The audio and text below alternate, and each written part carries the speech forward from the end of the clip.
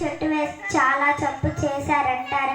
దేవుని ఆలోచనలకు మనుషుల ఆలోచనలకు చాలా తేడా ఉంది. ఎంత తేడా అంటే ఆకాశానికి భూమికి ఉన్నంత తేడా ఉంది.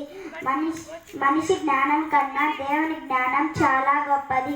యోబు గ్రంథము 34:10 విజ్ఞాన గల మనుషులారా నా మాట ఆలకించుడి. దేవుడు అన్యాయం చేయుట అసంభవం. నీతిమంతుల మీద వర్షం కురిపిస్తున్నాడు, అనీతిమంతుల మీద వర్షం కురిపిస్తున్నాడు. అలాగే మంచివారికి పిల్లల్ని ఇస్తున్నాడు, చెడ్డవాడికి పిల్లల్ని ఇస్తున్నారు. మంచివారి తోటల్లో కాయలు కాపిస్తున్నాడు, చెడ్డవారి తోటల్లో కాయలు కాపిస్తున్నారు. దేవుడు మంచి చెడు తెలివినిచ్చు వృక్షఫలంను గూర్చి ఏం చెబుతున్నారో చూద్దాం. ఆదికాండము 2:16-17 మరొకసారి. ఆదికాండము 2:16-17 దేవుడు ఆదాము హవ్వలతో మీరు మంచి చెడు తెలివినిచ్చు వృక్షఫలమును తినిన ఎడల మీరు చచ్చదు అని చెప్పారు. కానీ వారు ఏం చేశారో చూద్దాం. ఆదికాండము 3:11 మరొకసారి. ఆదికాండము 3:11 దేవుడు తినవద్దన్న పండు తిన్నావా అని దేవుడు ఆదామును అడిగితే, నీవు నాకు ఇచ్చిన ఆ స్త్రీయే నాకు ఆ పండు ఇయ్యగా నేను తిని అంటే, నేరం నాది కాదు దేవా నీదే అని నేరం దేవునిపైకి నెట్టివేశాడు. దేవుడు తినవద్దన్న పండు తినడం వల్ల వారికి శాపాలు వచ్చాయి. ఆదాము, నీవు చెమటోర్చి కష్టపడితేనే నీకు ఆహారం దొరుకుతుంది. హవ్వ, నీ గర్భవేదనను మిక్కిలి హెచ్చించెదను, నీ భర్త ఎడల నీకు వాంఛ కలుగును.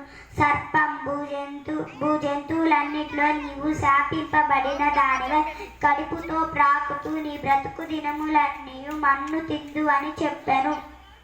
ఎందుకు దేవుడు ఆ చెట్టు వేసి ఆ ఫలమును తినవద్దంటే 1 తిమోతి 3:10 మరొకసారి. 1 తిమోతి 3:10 ఒక సంఘంలో పెద్దను నియమించాలంటే ఆయనకి ఎన్నో లక్షణాలు ఉండాలి. అలాగే పరలోకం వెళ్ళాలంటే పరీక్ష అవసరం లేదంటారా? అందుకే దేవుడు పరీక్ష కోసం చెట్టు వేశాడు.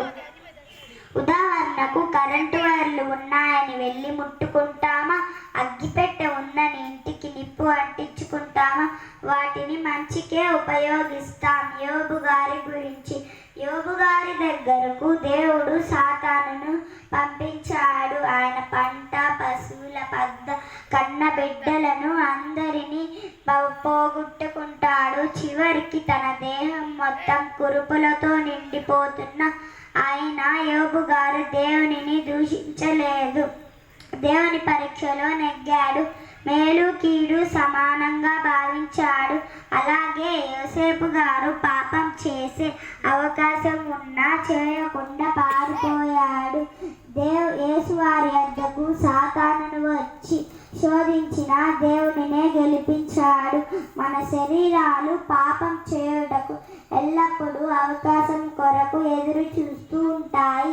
ఆ కోరికలను దూరం చేసుకోవాలంటే బైబిల్లోని కొందరి భక్తుల శోధనను ఏ విధంగా జయించారో మనం వాటిని చదివి మన బ్రతుకులలో వచ్చే పరీక్షలో విజయం సాధించడానికి సిద్ధంగా ఉండాలి. దేవుడు ఎప్పుడు ఎలాంటి పరీక్ష పెట్టినా నెగ్గడానికి సిద్ధంగా ఉండాలి.